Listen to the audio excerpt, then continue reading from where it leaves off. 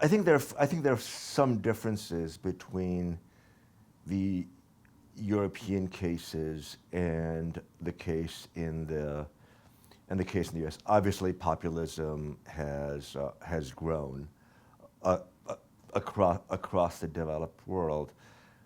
I mean, to my mind, one of the differences in Europe is there is still, I think, a recognition, certainly among elites and potentially among broader segments of the public as well, that if what populists really care about is national sovereignty, then it is likely to be the case, in my view, that a populist victory in a single country in Europe actually reduces sovereignty.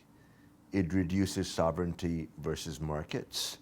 It reduces sovereignty versus larger countries. And I think that's something that's probably more ingrained in continental Europe because of the European experience of war, because of the experience that countries had during the Eurozone financial crisis. If you think, I mean, France tried to go it alone under Mitterrand. In 1981 and 1983 were exposed to major capital flight. So I think there's